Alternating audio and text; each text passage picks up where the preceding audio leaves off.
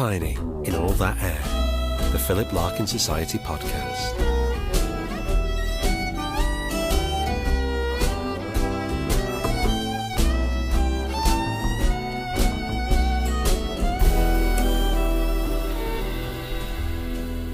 Hello and welcome to Tiny in All That Air, the Philip Larkin Society podcast. My name is Lynn Lockwood and I am the Deputy Chair of the PLS. This episode celebrates the remarkable life of Betty Mackereth, Philip Larkin's secretary at the library at the University of Hull. They were work colleagues and good friends, growing closer and more intimate as the years went on. Betty turns 100 on 27th of June 2024 and the Society wanted to celebrate Betty's life and her long friendship with Larkin. The episode is in two parts. We begin with Betty herself in conversation with James Booth at her home in Cottingham in 2003. James was beginning his research into his biography of Philip Larkin, which was published by Bloomsbury in 2015, Philip Larkin, Life, Art and Love. And in this period, we were just beginning to learn much more about Betty's influence on Larkin the poet, becoming, as James calls her, Larkin's ageing muse of vitality. Betty opens by explaining how she came to work at the university. Watch out for the man coming to mend the grandfather clock halfway through. After this, we hear directly from James Booth, who spoke to me and trustee Philip Pullen at James's house earlier this year. James and Phil talk about the poems that Larkin wrote for Betty, and James reflects back on his encounters with Betty Mackereth herself.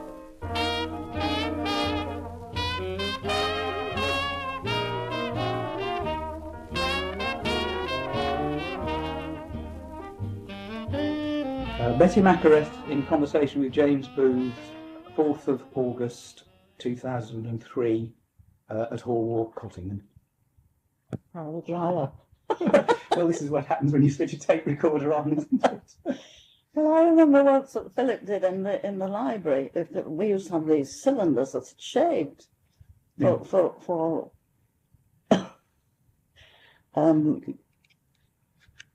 his dictation, and once it was on, and then he played it back, and it was me. I don't like the sound of myself. But because when I first went there, he wouldn't use a dictating machine at all. He said, "I cannot dictate to an inanimate object." Yes. And then later on, he couldn't dictate to a person. And he walked up and down his room, behind his chair, and wore the carpet out. The first carpet that went into that new building, he wore it out because it was just walking up and down while it dictated. Yes.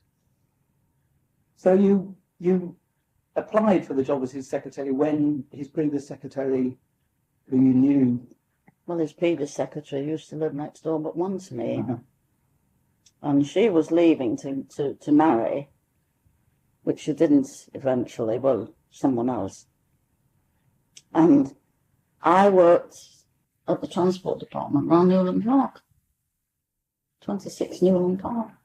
So we often, not always, but often rode, cycle along together. And she said her job was going, and I thought, well, the transport department may have been moving back to town. Mm.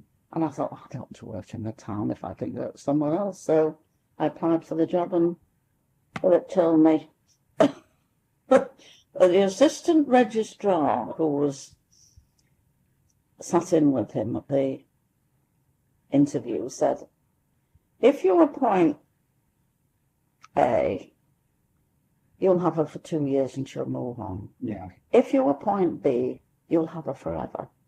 And I was B. And I suppose they thought it was better having someone forever than having to reappoint in 2 years' time. It was like that in those days, wasn't it? People did much more want a permanent continuity, didn't they? I'd been away during the war and came back, and yes, that was it. Yes. And I didn't know what life held for me. And did you enjoy it a lot? I mean, was he very good to work with at the beginning? Well, I was absolutely staggered to start with, because there was so much talking going on, so much not working going on. Yeah. I had worked at the transport department where you worked, you went in at 9 in the morning, you left at 5:30, and you worked. Yeah. And I went there, and there was, in fact, in the end, he gave me a book to copy. There was a book in the Institute of Education library that we hadn't got in the main library. So he said, well, just type this book out, will you?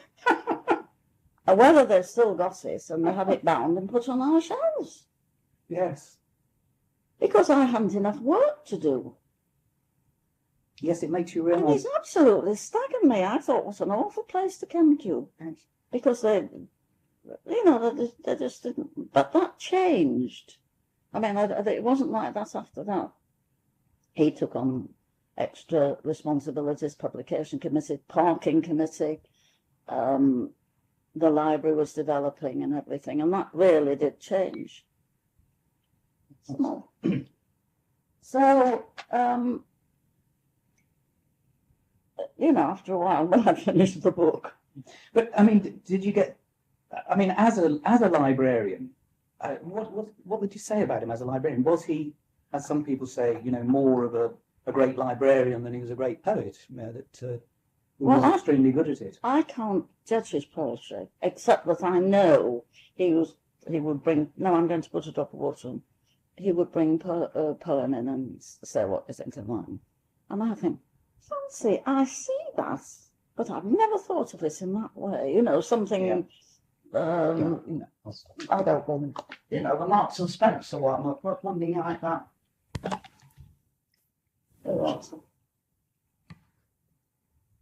Well, no, I'll let you. Well, when you say judge of his poetry, I mean. Well, I'm not an English scholar. I'm not. There's plenty more milk I can That's fine. That's a bit of it. But But then, I mean, the poem like "We Met at the End of the Party." When you got that, were you not moved by it? Did you not? Did it give you a thrill? Did it make you feel? I suppose so. I mean, I can't remember. He comes in and it says here. What do you think of that? Oh, this is for you, or something like that. So did you do that often? Have you got many other poems then? Well, no, not a lot. One or two, I guess. But there are one or two others. Yes, but I'm not going into them. I'm not going to delve into them. Are there copies of them somewhere else in case? Oh, no, I don't think so. Well, I don't know. I didn't know that this wasn't in one of his workbooks. No. But I think that it. Well, it was in one of the workbooks, but it's this workbook that's gone missing. Is it? Well, it's the one that Chris Jackson turned up. That's where it is. It's not in any of the regular workbooks. Oh. And I think that poems that Philip wrote to you, quite possibly, he wouldn't have put in his regular workbook. So if there are other poems in letters to you, I would have thought it was quite important that you make a photocopy and get it lodged somewhere in the library under lock and key that no one can. We didn't write letters to each other. I mean, I used to leave him notes when I was going on holiday, this, that, and on the typewriter, and he would. Well, one of them says, "Goodbye," for me to come back to, and there's a sandcastle with a flag stuck in it, and he was off to the seaside, you see. Just a little drawing, because he was quite good at that. But if there are other poems, it's terribly important that there's Not more. really. There's more, or if there are letters and these other kinds of Valentines. and I whatever. haven't got. We didn't write letters like he and But Maeve there did. must be one or two because we met at the end of the Postcards. parties being one, isn't it? And we should have saved the postcards that he sent to the library staff. Yes. They just went in. Everybody on holiday sent a postcard. They were all put up in the staff room. And then I don't know what happened to Thrown them. away at the Probably Yes. when everybody was back from the holidays and term started. But it is important, Betty. I mean, I'll say this again. It is important if you've got papers which Larkin wrote, which might have anything of interest in. Even if you don't want anyone to read them, you can easily Yes, I put can. an embargo on people reading them. But make sure there's a copy somewhere else, because if this place, well, God forbid, if this place burnt down, it would. It's very important there is a copy somewhere else, just in case. Well, there's this book, isn't there? Yes, but it may be. I mean, we met at the end of the party. Might have disappeared completely. It might have, if you'd thrown it away, or if it had got burnt up or whatever. And it is, I think, one of his very best poems of the later period. It's a really good poem. Do you realise how good it is? I realise how good it is because it's not twee. No, exactly. That's exactly it. I mean, you can read so much into that. Yeah. Can't you? Yeah. And the craftsmanship that's gone into it is really subtle. Yes. The half rhymes. Yes. And the delicate short cut he makes to getting at the theme, which is a really big, powerful theme, and yet one which is very original. I mean, no one else would have written a poem like that. No. And he couldn't have written it to anyone else but you. That's the point. Well, I don't think so. And this is what I said about that other one. But, well, I suppose Anthony Swaite and Maeve decided was for her. What morning at last there in the snow? Yes. But it isn't, you see. Maeve wasn't. It was too late for Maeve. Well, that's what I would have thought. But Maeve has a very detailed account of Philip remarking on her short-toed shoes, and the next day saying he'd seen her footprints in the snow. Do you remember him writing that? I've got my shoes. I garden in them now. You garden in those same shoes? Those same shoes. Mm-hmm. And he came in the next day with this. With morning at last there in the snow? Yes. And showed it to you? And it's one of the one I have upstairs. Yes. So it's unambiguous in your mind that he showed you the poem because he'd written it about you. Yes. And that was a visit to and Newland he said Park. something about my feet, because I would call and see him rather than he came here. Yes. He came here sometimes, but not very often. And it was always in the evening, apart from days out we had. Yes. But it was always in the evening, usually after I'd been to badminton. So you had a routine. Well, I used to leave badminton early. Yeah. Earlier than normal, and go and see him. Not always, but sometimes.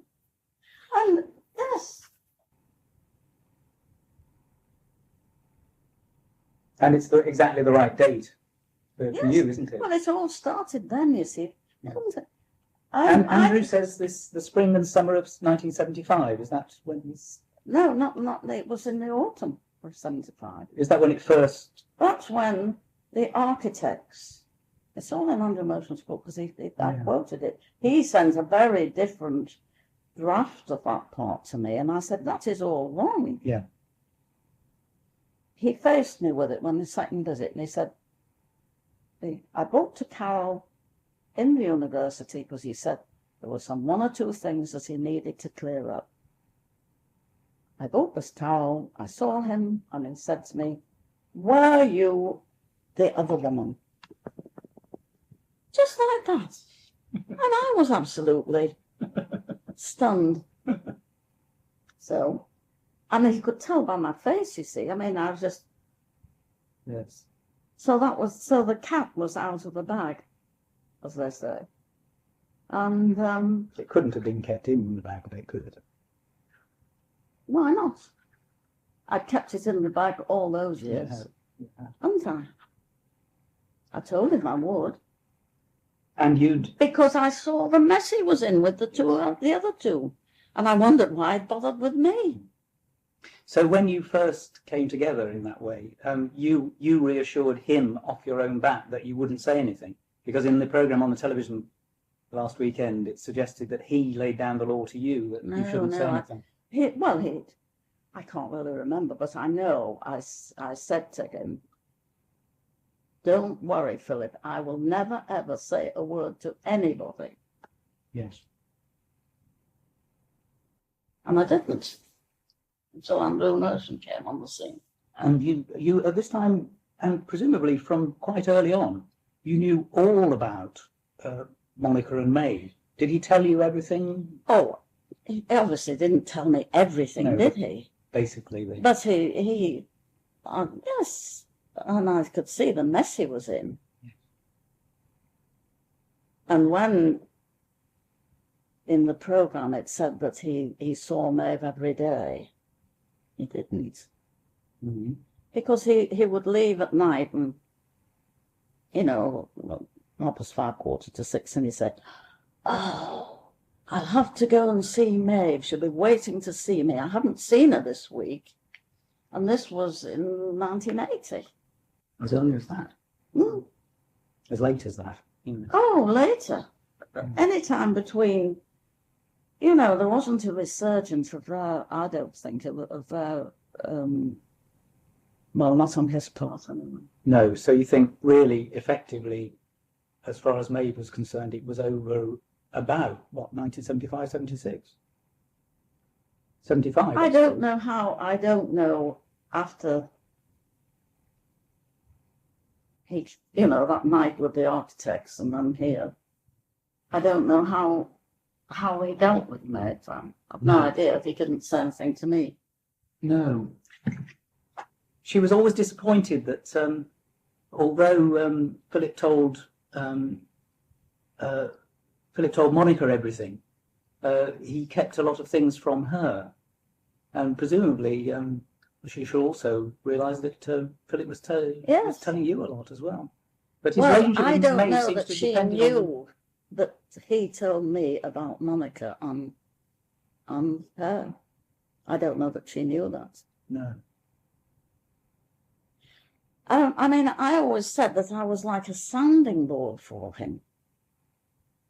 He had nobody at home to talk to at the end of the day. And that's why his diaries were so important, that they had to be destroyed. Mm. And again, everybody gets that wrong. I destroyed the diaries. He was very sure that that had to happen. He told Monica and he told me. And after the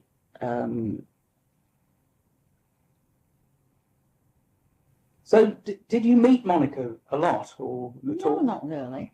The first time I saw her was when the Queen Mother opened the library in June 1960. No, I didn't. There was no reason for me to. Yeah. In the Motions biography, it's mentioned that when Philip went to All Souls in 1970-71, he was away for 6 months, and he was rather chagrined that you only sent him 2 letters while he was away asking about things. And when he came back, he wondered how much use he was. It returns to my earlier question, really. He felt that, at least he says in a letter that Andrew quotes, that it made him wonder whether he was really of much use, since the library had gone on quite happily for 6 months without him. And he felt very awkward about giving orders on coming back. Do you remember it like that? No, not really. I mean, he was away. And when you say I only sent him 2, That's what Andrew says in the biography. I don't remember that part of it. But Brenda Moon was there. Yes, And Brenda Moon was a force to be. she was. As a pair, they were absolutely marvellous.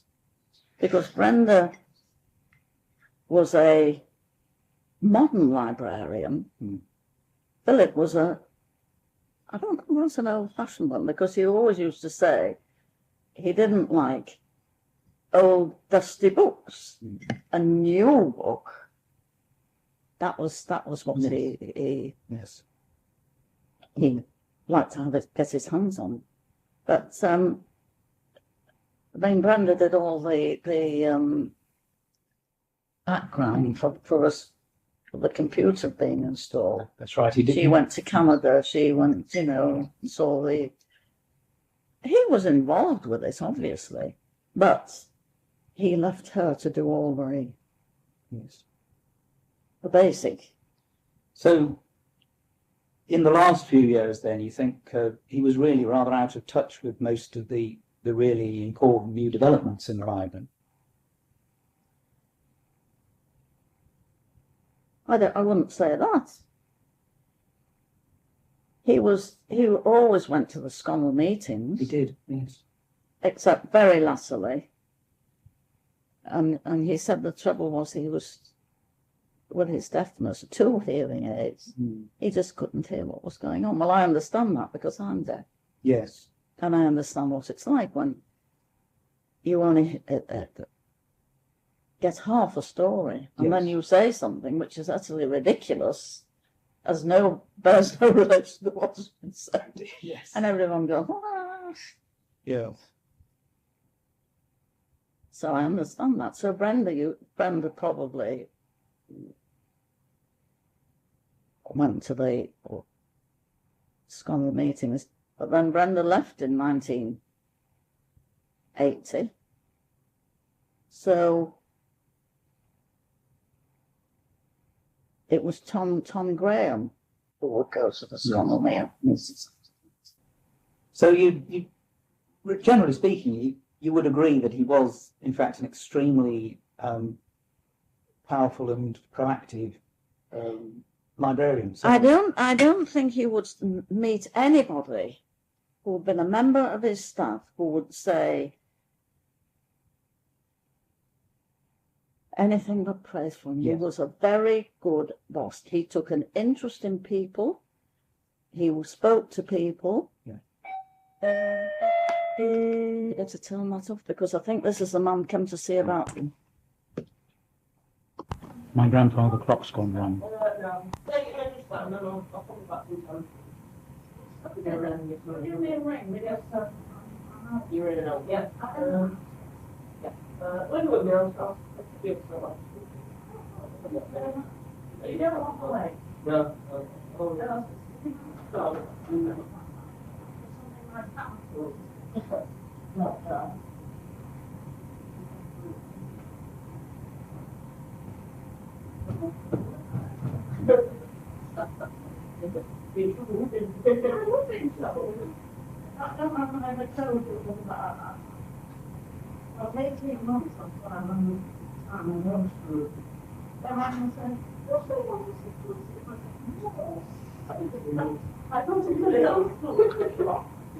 Never mind. All right then, I'll probably get back later on in the week. Yes, I'll give you. All right. Bye. Bye.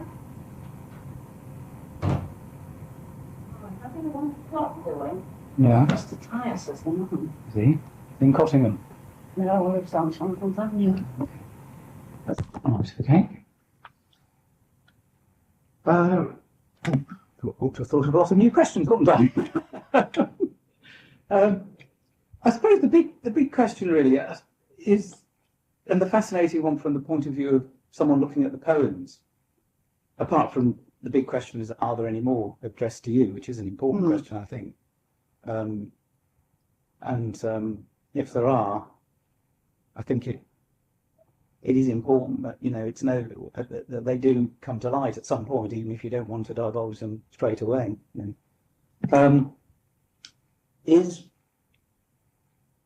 What do you think? I mean, you knew him for 17 years before the sudden development. Yes. And how did you see your relationship with him at that time? And did you feel very close to him? Did you feel emotionally involved? Well, not him. I mean, we worked well together. I'm an organiser, and I knew how to answer the phone and put people off, etc., etc. I was surprised, really surprised. We went out with the architects for this evening. Pauline was in charge of the issue department as well. And this was in the autumn of 1975. Yes. And he picked Pauline up, went to the Pipe and Glass to pick Pauline up, and he picked me up. And then coming back, he dropped Pauline home, And I thought, that's funny, because he's passed my road to pick rock bowling. Then he stopped outside and he said, well, aren't you going to ask me for coffee? Mm-hmm. And I said, yes, all right.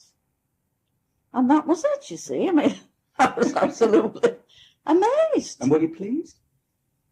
I don't know what I was at that time, really. You were obviously pleased, you were. Well, I don't know. I mean, you obviously, in a way, you admired him, didn't you, after so long? Well, I was admired. If you felt there was something special about Well, him. yes, I thought he was. Yes, he was ostensibly a nice man, and A gent. sometimes. Yes. It's interesting. A friend of mine, a woman friend of mine, says there are three kinds of men: a gent, a bloke, and a chap. So I suppose that he was both He was. a bloke and a gent, wasn't he? Yes. He wasn't a chap. He was a bloke or a gent. Yes. Yes. Perhaps a gent with most women, but perhaps a bloke sometimes with you. I mean, did he used to talk very broadly to you? Absolutely. I mean, ages before F was. I mean, is used just as normal conversation now. Yes. I mean, he was using it Yeah. to me. And one day in his room, he said something and I was cross and I said, well, fuck you. And I said, there, you've got me saying it now. What date would this be, do you think? Oh, no idea. 70s, 60s? Oh, no, it would be in the 70s, early 70s. I said, That's when I first used it in a lecture, I seem to remember. It was about the mid-70s. yes. Because when I first arrived in 68, it would have been impossible to use a four-letter But word. he was using it all the time. I mean, he and Monica, they must have been really bawdy at times. Yeah. Well, fair enough, they enjoyed it. But you didn't really enjoy it, though, did you? You Well, I was shocked. Yes. And then when I said it, I was even more shocked. And I mean, it was the same with drinking, because he would take me out, as his secretary. This was before he even had a car, because I drove him. Mhm. Oh, really? How many people have a car? Mr. Wood had a car, but his wife drove it and taught at the Owen High School. I had a car, and I think Helen Marshall had a car. Yeah. And those were the only three owners of cars in the university library. So I used to take him out. I used to go to a trout at Wansford. And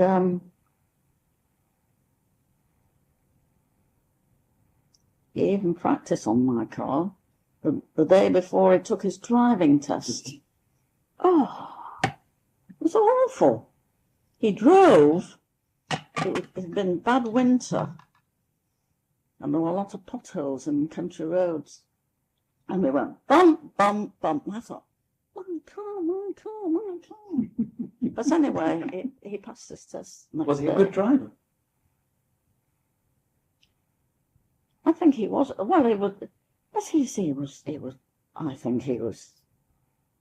His blood must have been half alcohol in the end. Yes. But I was never scared with him. Mm. But, yes, I suppose it was a reasonable time. We drove down to see his mother and no trouble. You, could I ask a slightly personal question? I'll ask it and then you can tell me you're not going to answer it. But you never married. Did you get engaged or? I'd been engaged. Yes. But before you met Philip or? Oh, yes. When I was away during the war. Would you say, it's a bit of a leap, but would you say that your close relationship as a secretary with Philip had something to do with the fact that you didn't get romantically involved outside the library and get married? Well, I mean, I did have associations when Yeah. I was there. Yes. No, I wouldn't. Or are you the kind of person that didn't want to get married? No, I was the kind of person who didn't find the right man. Ah, yes. because I didn't want to marry just for the sake of being married. No. And nobody came along and it was right, I didn't think. My soulmate is, I'm waiting for the next life to meet my soulmate. Do you believe in the next life? Yes. So are you Anglican or Catholic? Or you're not Catholic, obviously. No, I'm not. My brother's a spiritual healer. And, I mean, I believe in... Well, I'll show you a photograph. My mother, she died. That was my mother. She was nearly 98 when she died. My brother is, as I say, a spiritual healer. Very, very competent. If Mother fell, I used to ring John up and say, John, Mother's fallen, and she's this, that, and the other. When my mother was in a home just before, for about 4 years before she died, and I went one day to see her, and she said to me, Betty, she said, will you let me go home tomorrow? And I knew exactly what she meant. She was going to die tomorrow. So I said, yes, of course you can go home tomorrow. And she died the next day. And he and I went out and took her ashes up Wardley Way. And that was, I saw this field of poppies and I said, this was the following year.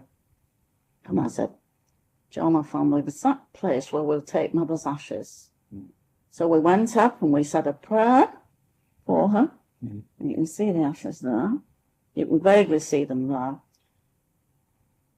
One of my nephews came the next year to stay with me and said, will you show me where you and Dad put Grandma's ashes? And it was full of thistles. There wasn't a poppy to be seen in that field. Isn't that amazing? And I do believe, I mean, I would say that Philip is here now. Yes. I try to tell people that, you know, there's something more. Don't be sad, but don't let it take over your life. Yes.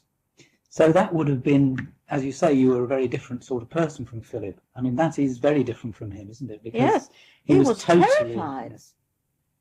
Yes. He said to me one day, I cannot understand why you, on waking in the morning, don't think of death. And I just looked at him and I said, I cannot understand why you, on waking in the morning, think of death. It's one of those very basic differences between people, isn't it? So you can't do anything about. It's just a fundamental thing. But it's what that poem is about, isn't it? Do you think it might be, I mean, obviously it's something which one thinks of in a spiritual way, but do you think it might be something genetic, biological about it? Because he died at 63 and he expected to die at 63. Yes. Whereas you're still going strong now, you know, That's 27 years after he and you got together, you know, and you're 80 now. I'm in my 80th year, 80 yes. to 79, yeah. But I told him years before that he would die at 63. You told him? I told him, because he said to me,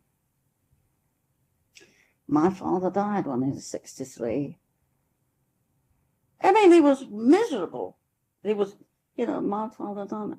And I expect I shall die when I'm 63. So I said, yes, you will. Because I said, you are programming yourself to die at 63. Yes. So you think it's more psychological, you'd say, than genetic, would you? I don't know. I really couldn't say. But that's what I said to him. And that would be in the 60s. Yes. So that probably would explain why he, as it were, ran out of steam when he got into his late 50s, wouldn't it? Because he got depressed and started to drink. He couldn't write. Well, of course, he was always... I mean, I knew in the morning, he always came in through my room And I knew when I had to leave him alone. Mm. And he would go into his room and sit down, and there was that picture in front of him from the University Art Collection. And I if I wanted a file, there were certain files kept in his room, I used to creep in, and he would be sitting there, just absolutely immersed in depression. And was this from early on? Yeah, Just any time. He had days, but obviously, well, I don't know what causes depression. I've no idea. I mean, various things then, didn't they? Yes. I mean, I put a lot of blame on his father. Yes. Absolutely. I mean, I'm sure the reason he stammered was because of his father. And this was all just me gathering this from him talking to me, saying, and I used to think, yes, the father has a lot to answer for. I mean, he was obviously thrilled that he had a son, and he put him on a pedestal. Yes, he did. And it was too much for Philip. Yeah. He was too sensitive. He was very sensitive, you see. I mean, the hedgehog. Yes. I'll never forget that morning when it came in. Has it run out? No, the noise will get onto the tape. Oh. If you... Oh. Sorry. Yes, he was.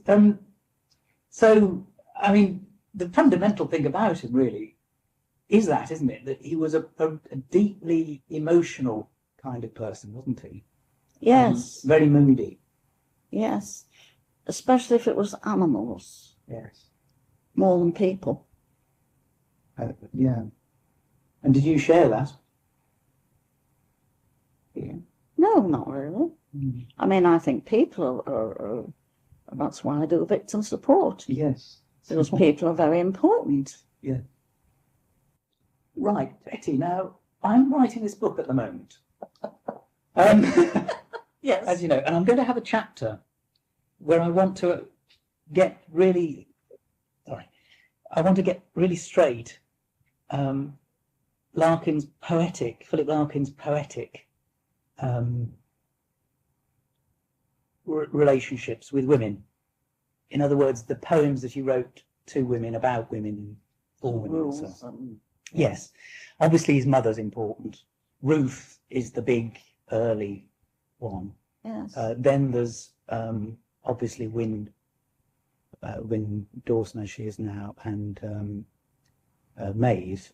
And obviously you must figure quite prominently here, especially, I think, as it seems to me that the group of poems, which I take to be When First We Faced and Touching Showed, Morning at Last There in the Snow, and We Met at the End of the Party, plus that little Valentine poem. That group of poems is actually one of the most remarkable and interesting groups. And it could only have been like that because you are the kind of person you are, and his relationship with you, as all the poems do. I think this is a really interesting thing about him. Unlike most male poets, he really reflects the actual intimate quality of the relationship in the poems. He doesn't just, as Yeats did with Maud Gonne, or Eliot did with the women in his life, make them into kind of mythic icons, as it were. So I'm going to need to get pretty clear what there is there and what the relationship of the poems to the people are. It's not necessarily going to be crucial, of course, because even though it's quite obvious that that group of poems was written because of his relationship with you, it isn't at all impossible that when he wrote something like When First We Faced and Touching Showed, or even Morning at Last, he wasn't sort of mixing it with other experiences that he'd had with other women. So it isn't a crude kind of, as it were, well, it's a image you use, Henry VIII's 6 wives, you know, your Catherine Parr and so on. You know, it's not going to be quite like that. But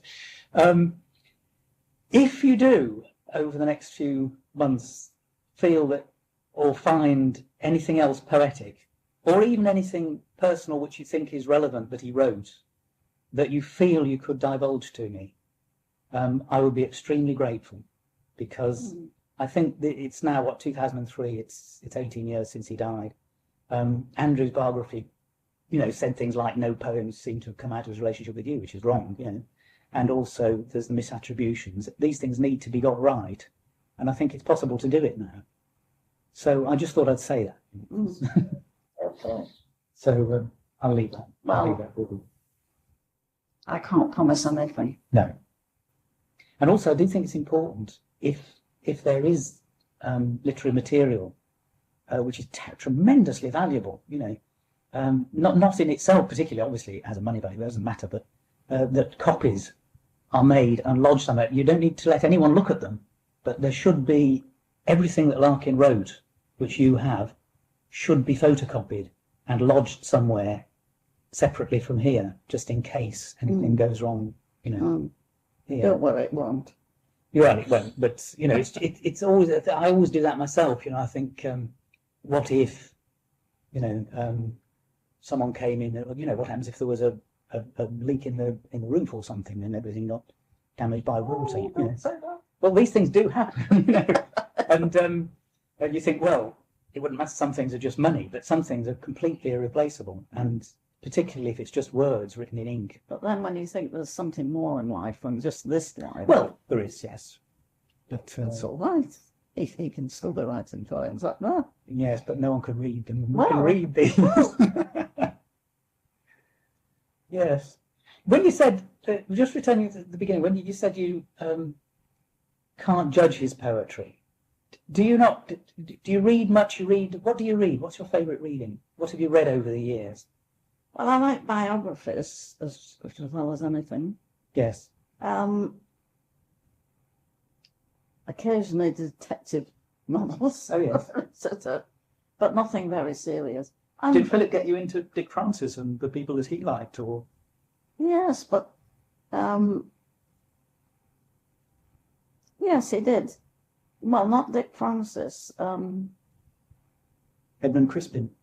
No, Barchester Towers. No. Oh, Trollope. Trollope, that's right, yes. I couldn't think of the name of the man.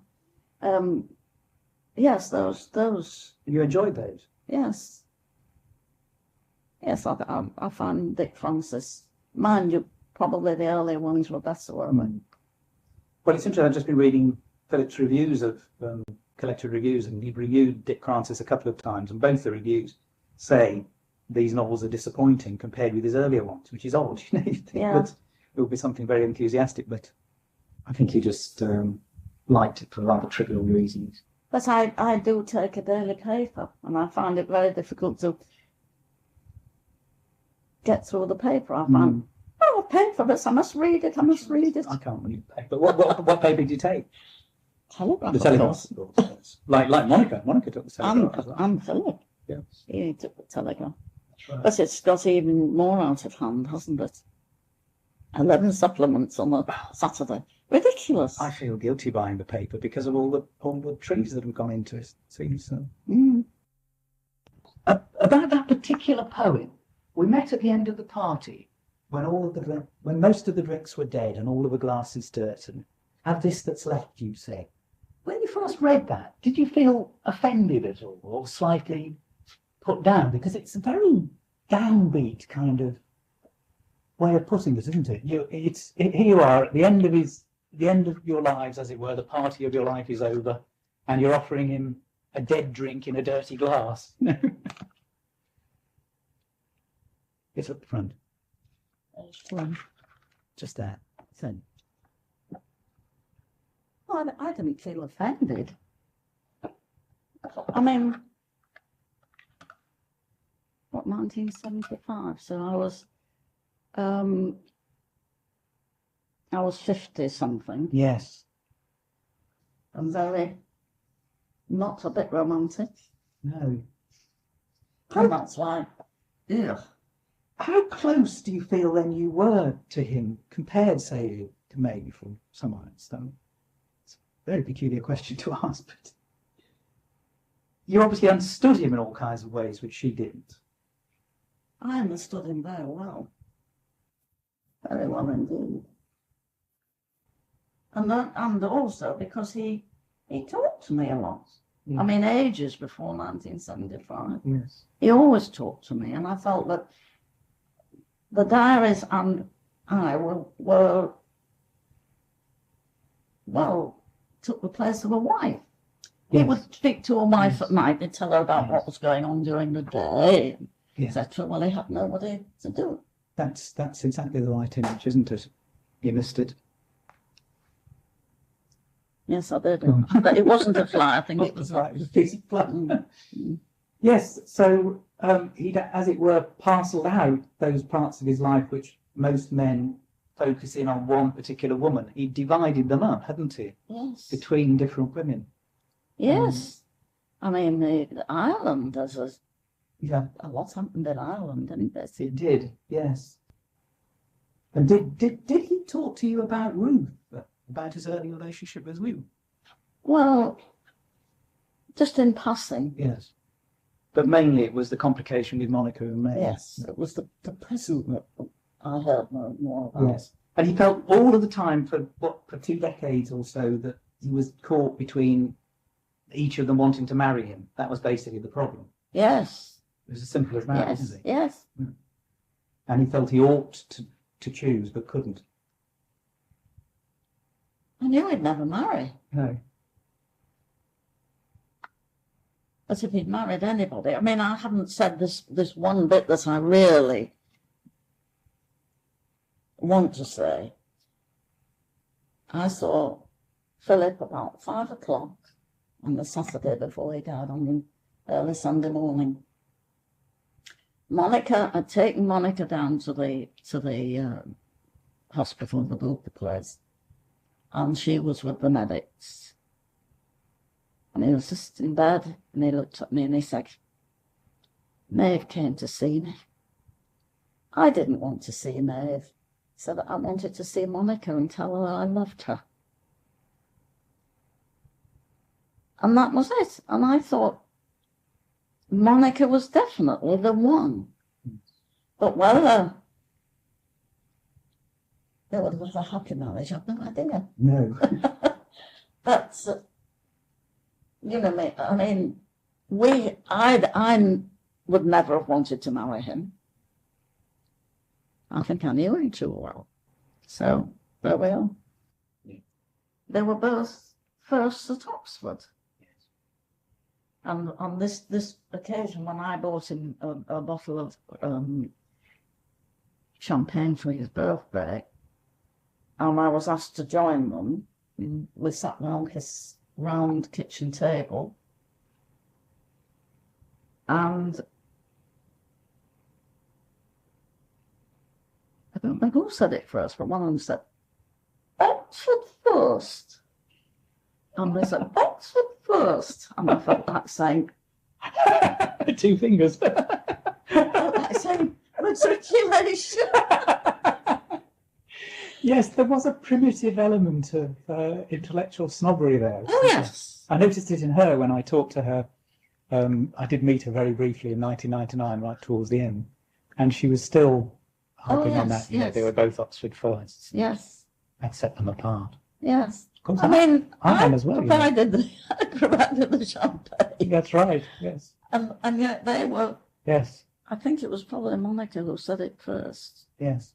But I But anyway, am as well, of course. because she knew about me then, didn't Monica? She found out. Yes. So it didn't stop you getting together and Well, drinking the champagne? we used to go out for lunch and that sort of thing. There was nothing more than that when she lived with No, it was with much later, Philip. wasn't it? 10 years later, really. Because he wasn't well, and she was about. So there was nothing more than just having lunch together. Now I think I've said all I've got to say. Well, thank you very much indeed.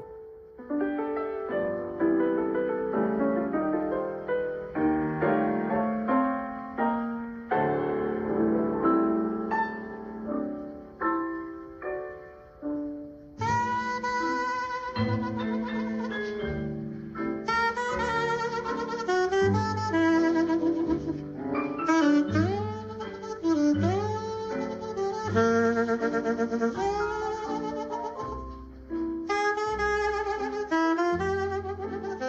Betty, James, I wonder whether you might say something about her importance to Larkin really as a muse, because you referred to her as a, what do you call her, an aging muse of vitality? Yes, aging muse of vitality. It's a good phrase. Yes, well, she's the most unlikely muse imaginable, isn't she? If you have, a real girl in a real place, she's a real middle-aged woman in a real place. And Larkin obviously deliberate.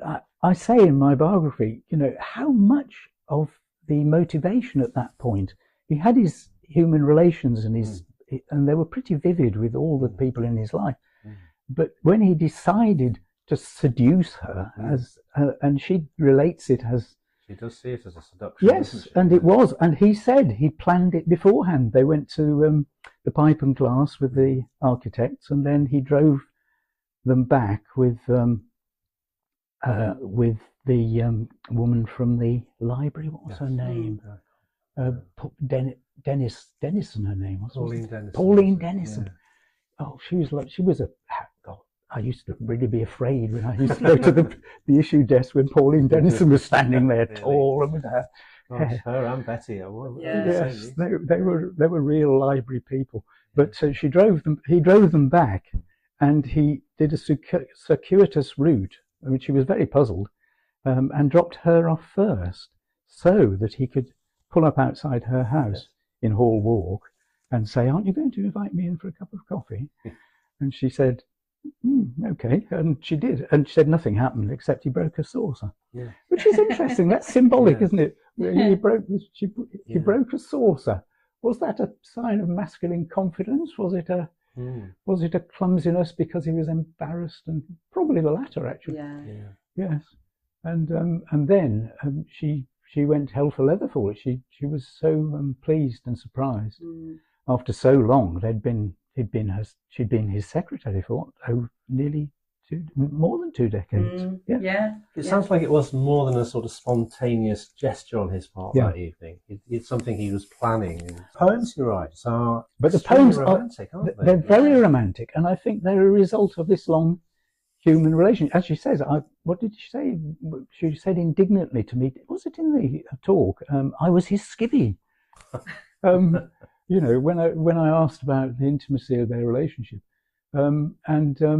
That's true in a way. And she said, I was completely unromantic. I was never I was determined I was never going to get married. So she had misogamy in common with him. And she said she never found the right man. That's right. So yes. Yeah, but she's met plenty of people, I think, but And she was never in love with him. No. Though she'd grown to love him. Yeah. Which is a nice way of putting it. But when, goodness knows, I mean, it's very difficult. Most people don't have much sensitivity to poetry. And although she knew the poems were good, I'm not sure she really appreciated how good they were. I mean, as I say, when I interview her, she doesn't seem to. And of course, she could see the personal significance in them. And as I say, it was drawn to my attention by a colleague of mine, Suzanne Uniacke, when first we faced and touching showed, they could face each other because they were the same height. Now, I'd never noticed that until I was with Suzanne Uniacke in a theatre, and she looked at Betty and she said, that's interesting. Look how tall she is.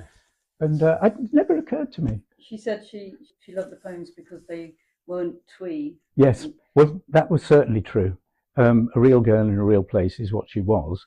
And obviously his kind of temperament would, and also I think, and this is what I was about to say, he knew he would get poems out of it. And he was stuck with Love Again, which he'd stopped writing, couldn't finish it. He'd had a dream, and it was a peculiar poem based on a made up kind of a situation, which is very unlike Larkin. It's very unusual. So he stopped writing that, put it on one side, and if he was going to write another love poem, and of course the last love poem was The Dance, really, 764, the decade before. it would have to be in relation to Betty. It's the only person. So he seduced her. Now, there's a terrible artist's logic about that. He knew he could get poems out of it. And he writes 4 totally different poems from each other, each of them in a genre, in a perfect formal package. And one of them very personal, the Jake Balakovsky poem, which is about his biographer, so it means something to me. Jake, James, very similar. Yes. And then the very personal poems, Morning at Last There in the Snow, and the first one, When First We Faced and Touching Showed, and then the last one, We Met at the End of the Party, which I think is just verging on being a really great poem. So when it says Dear Joke, and when you write the substance of this section is the last singular comic episode in which 4 lives are fractured by affection, he's been very autobiographical there, isn't totally. he? And thinking about his own biography to come. Yeah. Everything about it is true. And I, having written the biography, think, well, page 30, when he first mentions her, will have been when he interviewed her for the job, And it's so well captured in that line. The 4 lives were fractured by affection. Yes. I mean, it sums up almost his entire personal love life, doesn't it? Well, I first saw that typescript. Betty betrayed me, really. Still feel slightly hurt by it. She wouldn't show it me. She told me there were other poems, but I didn't know how many. There were only 1 or 2. This was the one. But she showed it to Andrew Motion when he came up to do the television programme, The Third Woman. And he sprung it on me. Yeah, she was very upset with Andrew Motion, wasn't she? Yes, it's very interesting there. I think she knew that he was going to make this television programme, so it was quite important. So she gave it to him. He then sprung it on me, and I read it on the spot across a table. So you hadn't seen it before? I hadn't seen it before. And I said, I can tell you something to start with. Singular will not occur in any other Larkin poem. Yes. And a fuck won't occur in any other Larkin poem. And I think I said that at the time. Yes, you did. And I knew I was right. It was quite obvious he'd saved those words up, a fuck, for a context in which Jake Balakovsky would actually say that, hey, Mac, he was randy for a fuck. Lovely, absolutely brilliant. Yes, she was lovely like that. Yeah. And as she said, he would say to her, I don't understand why you don't think about death every time you wake up in the morning. And she replied, I can't understand why you think about death every morning. And she's still alive. She said she was going to die at 96. She was absolutely determined. She knew, and she was as firm about it as Larkin was about his. And it was partly to do with her mother, I think, who had also been in a nursing home. I'm not sure when it was we last saw her, but we used to visit fairly frequently up until... You and Carol used to go, didn't you? Yes. Yeah. We used to go together, and you went as well. I went with Ivor Moore, yes. Ivor Moore, dear friend Ivor Moore, who died a few years ago. He's the person who introduced me to Betty. Yes. She said, well, she quite likes meeting people now. And Ivor and I once met her at like in a house in Cottingham, but most of the times we went to the nursing home. Yes. How involved was she with the society? Well, that's the interesting thing. While Maeve was still alive, she had nothing to do with it at all. Right. I remember one occasion where she attended a big Larkin Society meeting in Middleton Hall, and she sat in the audience, and during the questioning someone used a phrase involving chair in order to avoid the problem of chairman or chairwoman, or they might even have said chairwoman, and she her hand shot up and she said Philip Larkin would have utterly objected to that term. It's chairman, whether it's a man or a woman, it's chairman. And I remember that because she had nothing to do with the society in those days. In fact, if Maeve had carried on and lived longer, I wouldn't have known or met her. But as soon as Maeve, of course, her feud with Maeve is pretty open and straightforward, and it's obvious what it's all about. They were both competing for the same man, very, very different personalities. As Mary Judd said, you couldn't get 2 more different people.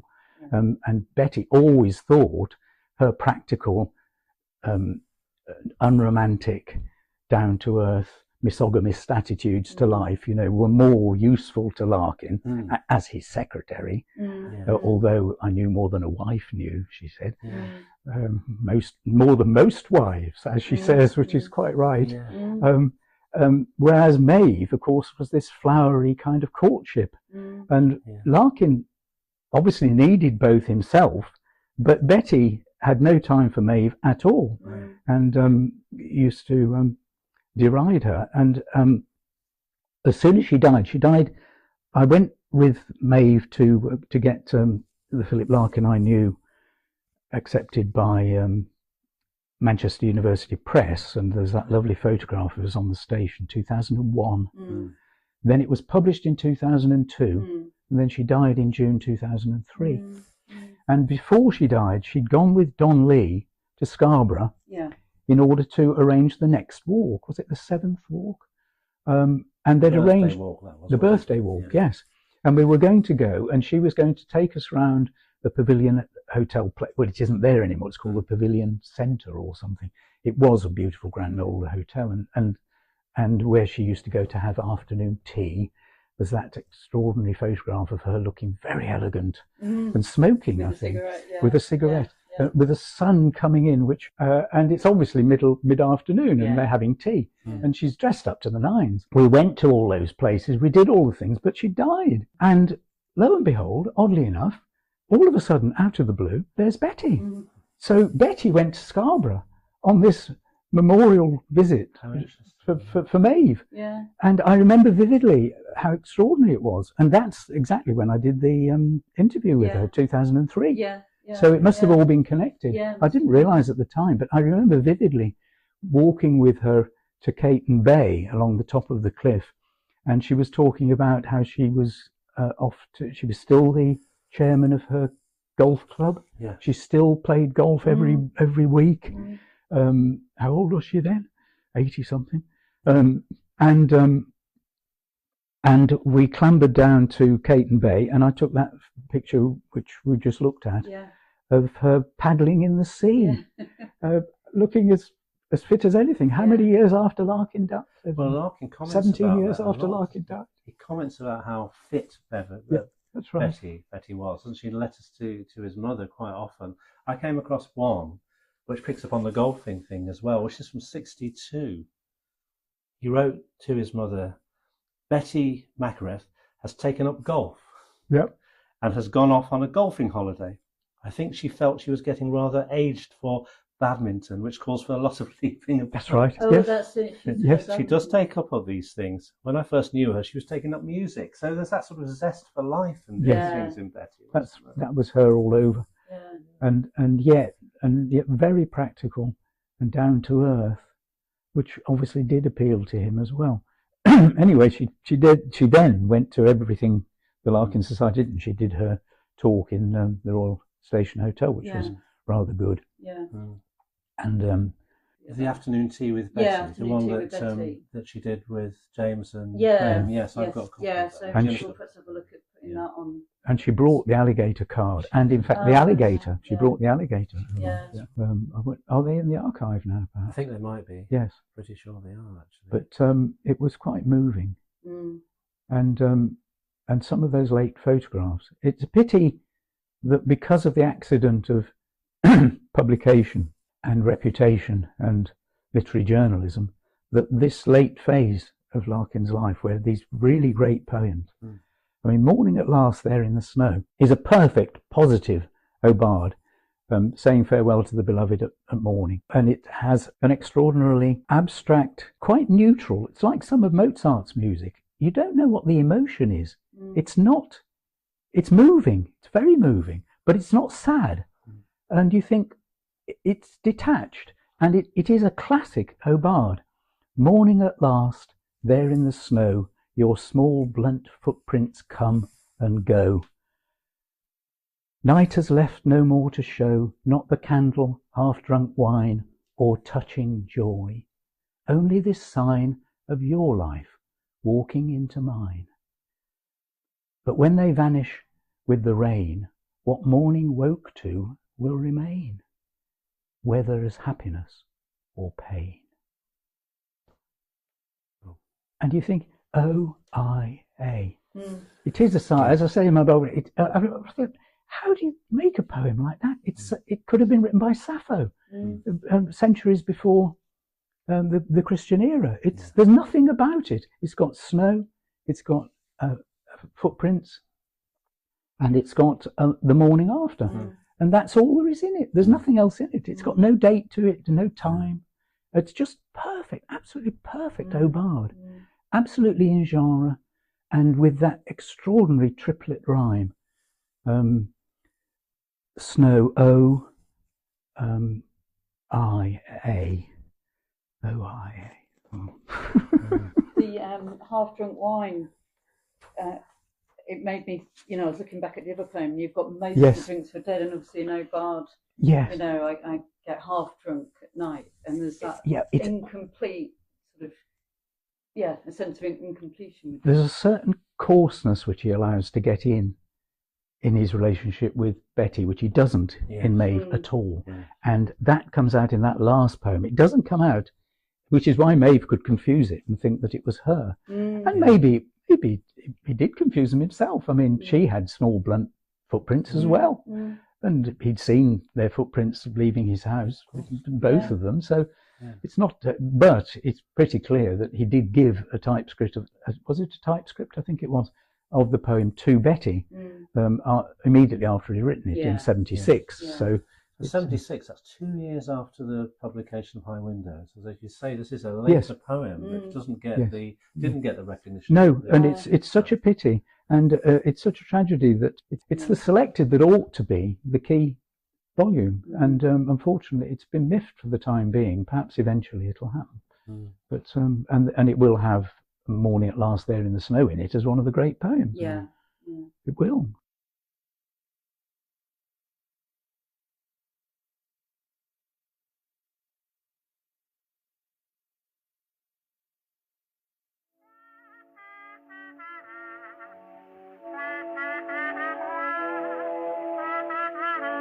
The first letter about Betty that Larkin writes to Eva, my new secretary has begun and seems all right in a way.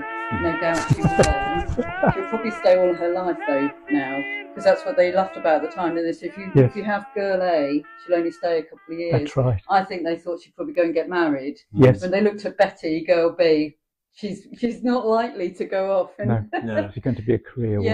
Yeah, she's going to stick with us. And then later on, 1969, he writes to Eva, my mainstay is Betty, boundless energy, always cheerful and tolerant. Yes. And if she doesn't do half my work, she sort of chews it up to make it easier for me to swallow. I'd be lost without her. Tribute. It is. And I think the relationship had two parts to it. I mean, she does make the point when she first arrived from the transport department in the town, she'd been working very hard there. And I think in those early years, it was rather like the atmosphere that I captured, playing croquet on the lawn when I was first here as a lecturer. You suddenly felt, why have I landed here in the 18th century as a country gentleman having all my time to myself? This is weird. I think it wasn't too dissimilar for Larkin to begin with, but only for the first few months and years. And she says that she didn't have much to do, and he had to get her to type a book that was in the education library or something, and she typed it out so he could have it, find it. And she was finding work for her. He would have it bound and put in the library, but he, as she says, he probably never did. She'd have probably been happier doing a bit of welding. Yes, that's what she was actually exactly. To do. And he was very proud that she could do spot welding, and she could. As she says, she wished she'd kept a bit of metal that she'd welded, and she could have shown it to us all. It would have been lovely, but she didn't keep it. But even in those earlier days, he didn't just see Betty as his great support at work, did he? He would go out to dinner quite often. Yes. He'd always take her out on her birthday and stuff. Write that down to Eva, that before there was any kind of romantic inclination in there, there was a friendship outside of work. Yes, friendship. I think that's it. It was a friendship to begin with that kind of professional quality, which would mean that you could remain pretty detached for years and years and years, and actually become, under the surface, very intimate. Yes, absolutely. And she was driving him as well. Yeah, and she was driving him early on. Yeah. Because she was one of the people that had a car. There's that lovely photograph of the library with one car in front of it, right in front of the entrance. It was the only one. Wood had a car, but his wife drove it. Yes, yeah. But she was the driver. And talking about Mary Judd, that reveals another aspect of Larkin and Betty's relationship, I suppose, because they were both godparents, weren't they, to Yes. Mary Judd's child? Yes, and Helen, she corresponded with me later on, and she had, well, her mother had warm memories. She got married quite early on, but yes, being a godparent to Helen, and she valued it years later. So yes, the library in those days, there were two phases, I think. Well, the real division came in '68, which was the year I arrived, when hundreds of new lecturers turned up after the Robbins report, and it was Blair, was it?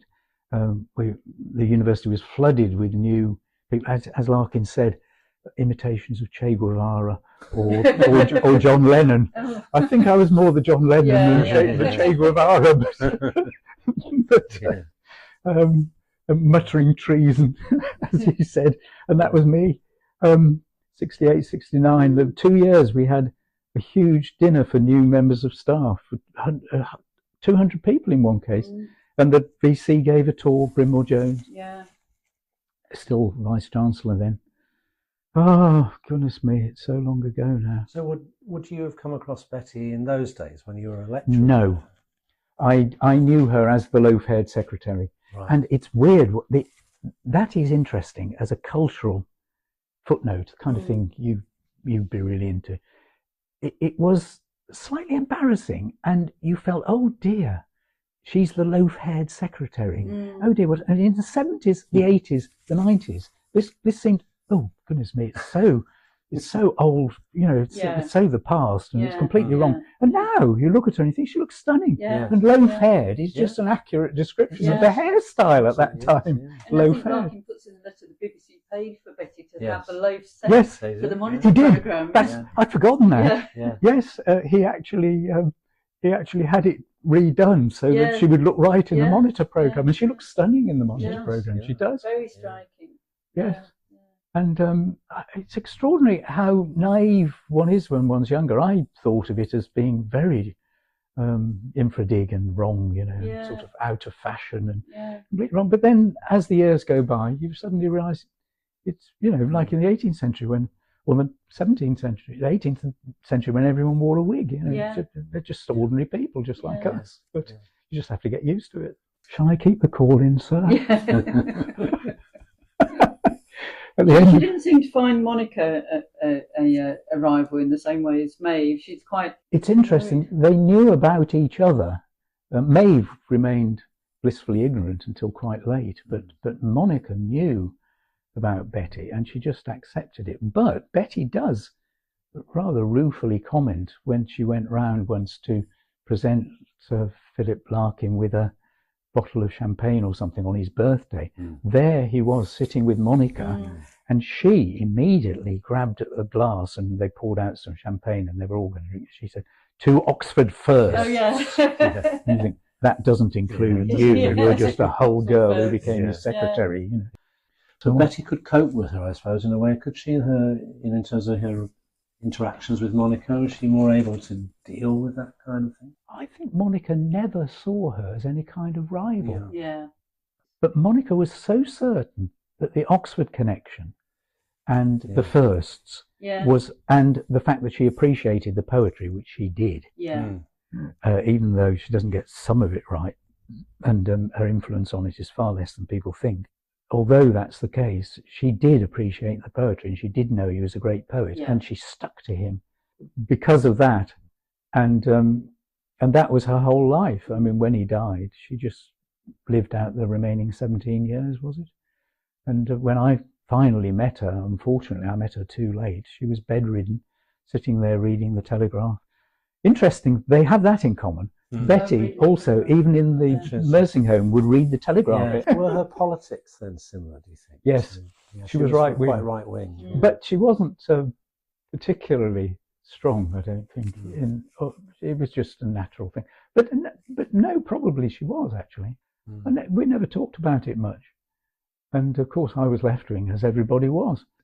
And Betty now or the last few times I saw her, she was still the same, and she was still reading, and still bright and engaged. And she would talk about things, to begin with, we would talk about things that had happened that she'd seen in the paper. No one else, everybody else was dozing away in front of the television, which was going in the background all the time. She was in an upright chair at the corner with wings to it, with the telegraph alongside her. And yes, I remember that image. I mean, from going with Ivor, that she was sitting in that chair and she'd observe the other people. Yes. It's almost as if she was holding court. Yes. When we used to go along there, and the care staff member who would greet us at the door would take us in, and she'd say, "Betty, your 2 young men are here to see you." That's right, 2 young men. I think she enjoyed having the... Ivor, a young man, was. Exactly, yes. So I was already, I think, getting towards his 80s at that time, and I was creeping towards the 70s. There's a nice letter in here that Philip writes in the 28th of October 1961, where he meets Betty's parents. So he says, "Perhaps my drowsiness is due to going out last night with Betty. We went far out in her car to a place called the Trout in the depths of the country and had a very good dinner of duck and burgundy. Before setting out, we had a drink at her parents' home, and her father tried to convert me to healthy feeding. I told you Betty wouldn't be immunised, didn't I? They scorn doctors and eat raw cabbage and things of that sort. Charlie's full of polio germs, going round in mortal dread of catching Betty. Anyway, the whole family looks very healthy. I brought some cabbage and carrots to try myself.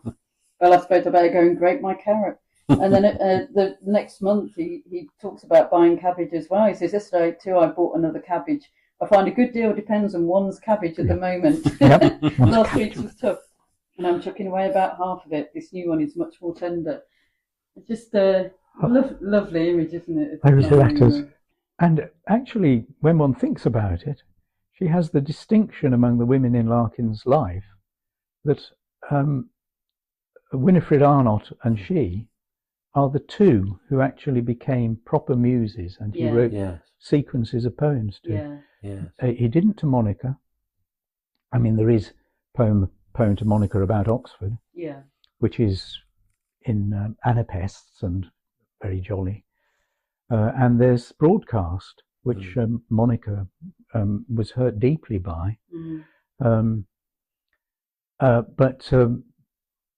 And then there's Love Again, which is a Maeve poem, but a very refracted one, and different. I think he was in a different stage of his life. I was thinking of Winifred earlier, actually, when we were talking about Betty and how Betty related to Larkin, because it seemed to me there were some similarities there in terms of their responses to Larkin. You know, Winifred was obviously a very sort of jovial character as well, and would laugh at him to some extent, and some of the things that he was so concerned about, as if there was another. You know, this was a very different kind of person from certainly Maeve or Monica in his life.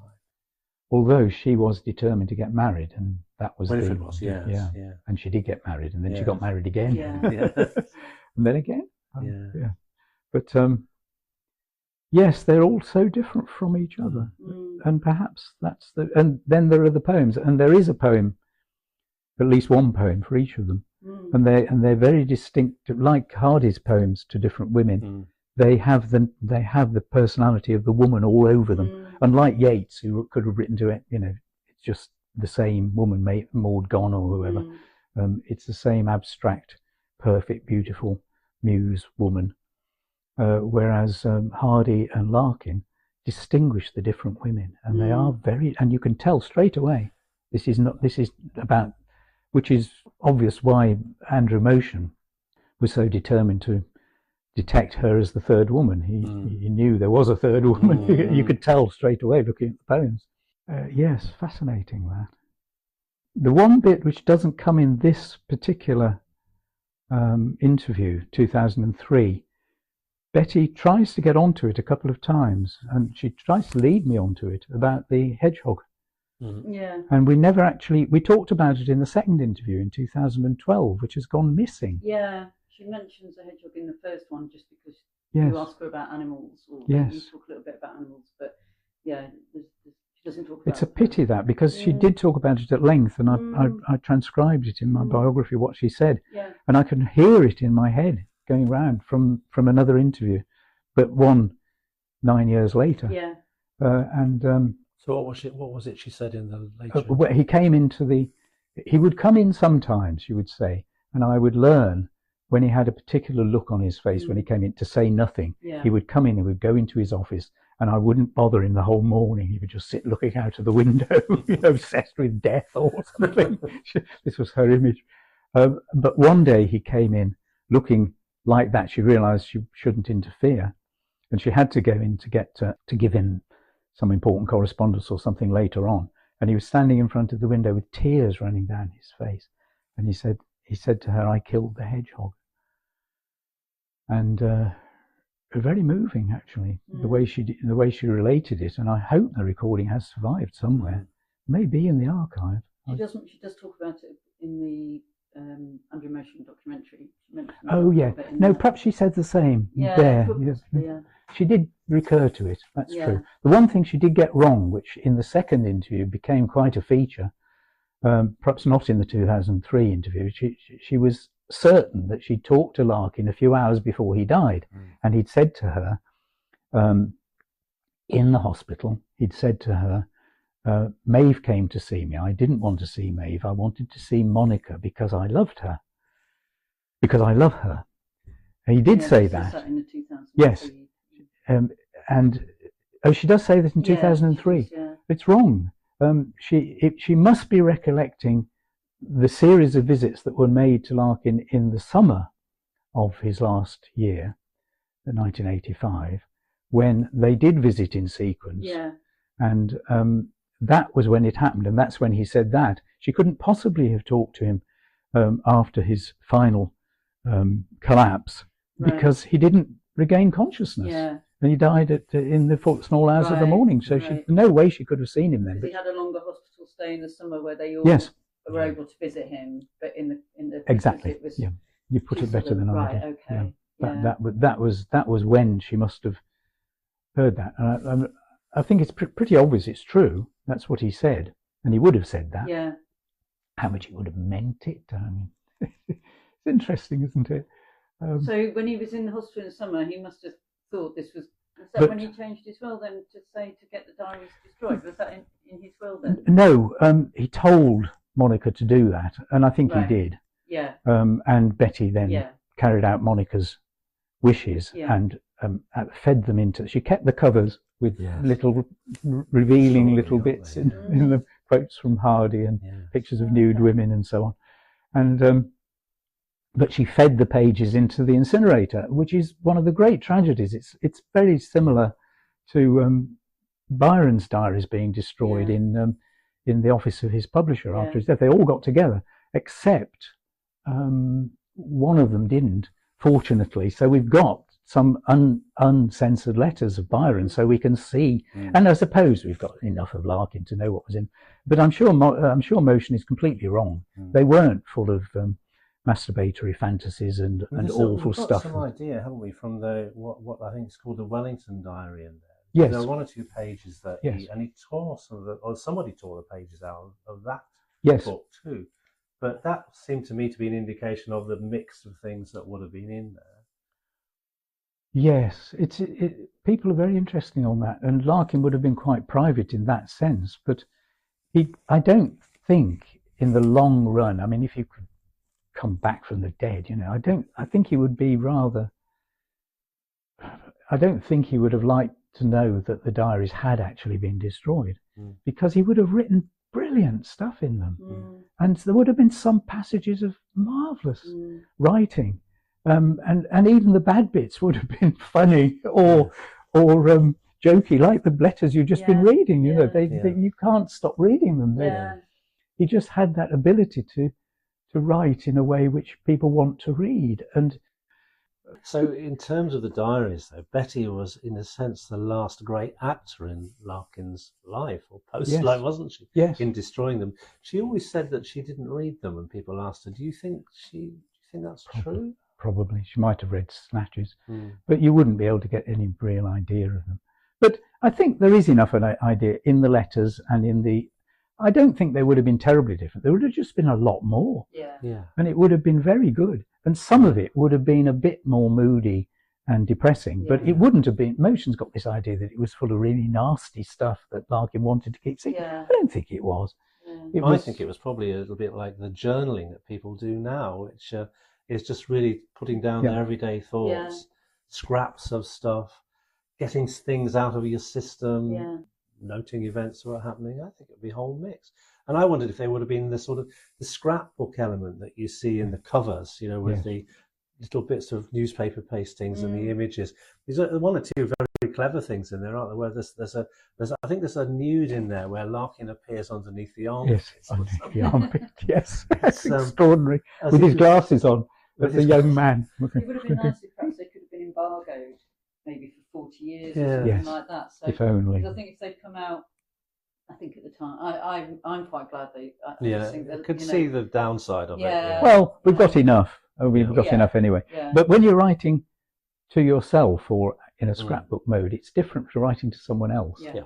And sometimes, writing to someone else, you can, obviously they blur into each other. He did a lot of both, and I think there's enough there anyway. It doesn't matter.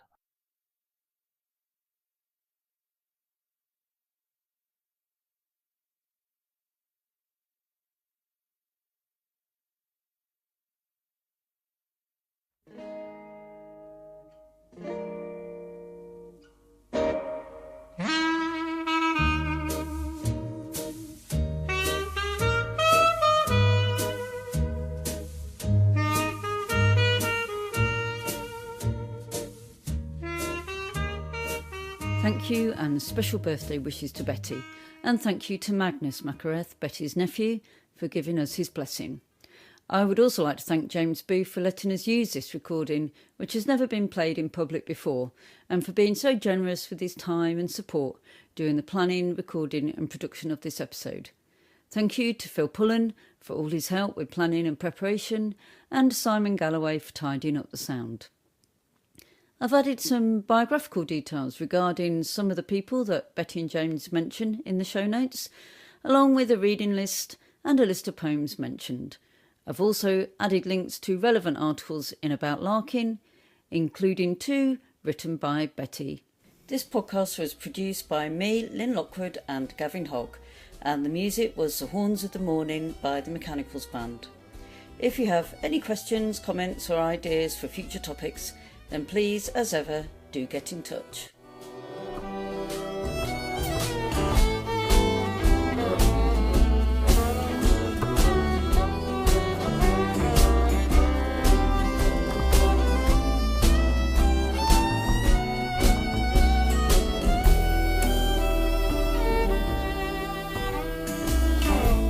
The horns of the morning are blowing, are shining. The meadow is wet with the coldest of dew. The dawn reassembles with a clash of